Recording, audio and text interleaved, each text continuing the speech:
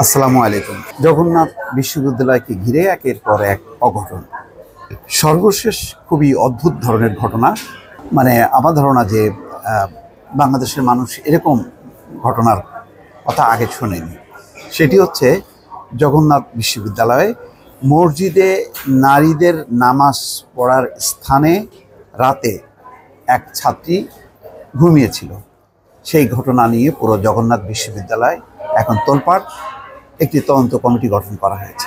তারা বোঝার চেষ্টা করছে যে নারীদের নামাজ পড়ার স্থানে একজন ছাত্রী কিভাবে ঘুমিয়েছিল, কিভাবে সম্ভব, কেউ দেখেনি, কেন ঘুমিয়ে পড়লো, তার পেছনে রহস্য কী। এখন এগুলি খতিয়ে দেখা হচ্ছে। শুনেছেন কখনো এরকম ঘটনা? কখন? আজব, তাও আবার ছাত্রী, খুবই স্পর্শকাতর বিষয়। তো ফলে এখন এই ঘটনার পেছনে কোনো দুরভিসন্ধি ছিল কিনা, অসৎ কোনো উদ্দেশ্য ছিল কিনা, সেটি নিয়ে তদন্ত চলছে এবং মসজিদের ইমামকে নামাজ না পড়ার জন্য মৌখিক নির্দেশনা দেওয়া হয়েছে, যতক্ষণ না পর্যন্ত তদন্ত কমিটির পুরো ঘটনা উদ্ঘাটন না করছে যে এর পেছনে দায়িত্ব কার। বিশ্ববিদ্যালয়ের রেজিস্ট্রার আমিনুল ইসলাম জানাচ্ছেন যে গতকাল সোমবার 5 সদস্যের তদন্ত কমিটি গঠন করা হয়েছে। কমিটিকে দ্রুত তদন্ত প্রতিবেদন দিতে বলা হয়েছে।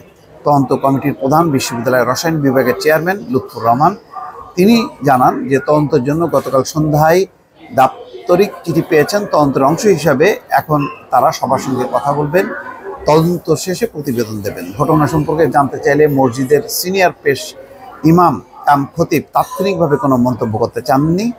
ক্যাম্পাস সূত্র বলছে যে ঘটনাটি ঘটে 16ই মে রাতে।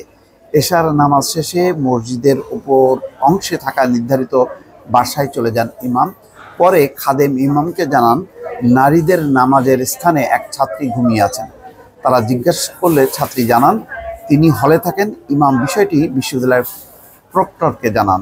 প্রক্টর বিষয়টি ছাত্রী হলে জানাতে বলেন। একই সঙ্গে সেখানে একজন সহকারী প্রক্টরকে পাঠান। পরে ছাত্রী হলের প্রভোস্টকে বিষয়টি জানানো হয়। তিনি ছাত্রীকে হলে চলে আসার নির্দেশ দেন। বিশ্ববিদ্যালয়ের প্রক্টর জাহাঙ্গীর হোসেন বলছেন ঘটনাটি দিবাগত রাত 12:30 তাকে জানানো হয়।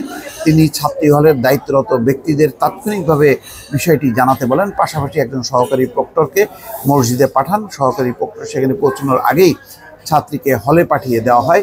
ঘটনাটি নিয়ে প্রক্টর অফিস উপাচার্যের কাছে একটি প্রতিবেদন দেয়। এর আলোকে তদন্ত কমিটি গঠন করা হয়েছে। প্রক্টর জাহাঙ্গীর হোসেন বলেন ছাত্রী হয়তো পড়াশোনা করে ক্লান্ত হয়ে নামাজ শেষে সেখানে ঘুমিয়ে যেতে পারেন, কিন্তু এত রাত পর্যন্ত একজন ছাত্রী মসজিদে রয়েছেন, বিষয়টি সংশ্লিষ্ট ব্যক্তিদের দায়িত্বে অবহেলাকে বোঝায়। বক্তব্য জানতে ছাত্রী হলের পোস্টের মুঠোফোনে একাধিকবার কল করা হয়, কিন্তু সাড়া পাওয়া যায়নি। কিন্তু খুবই ব্যতিক্রম ধর্মী ঘটনা। এরকম ঘটনা বলতে গেলে নজিরবিহীন। জগন্নাথ বিশ্ববিদ্যালয়ে এর আগে ছাত্রী আত্মহনন, তার সঙ্গে শিক্ষকদের জড়িত থাকা নানা রকম কেচ্ছা কাহিনী বের হয়েছে। সেই ঘটনার রেশ সম্ভবত এখনও শেষ হয়নি। তার মধ্যেই আবার এই মসজিদের ছাত্রী ঘুমিয়ে পড়ার ঘটনা। খুবই আজব আজব ঘটনা জগন্নাথ বিশ্ববিদ্যালয়কে ঘিরে। দর্শক ভালো থাকবেন। আল্লাহ হাফিজ।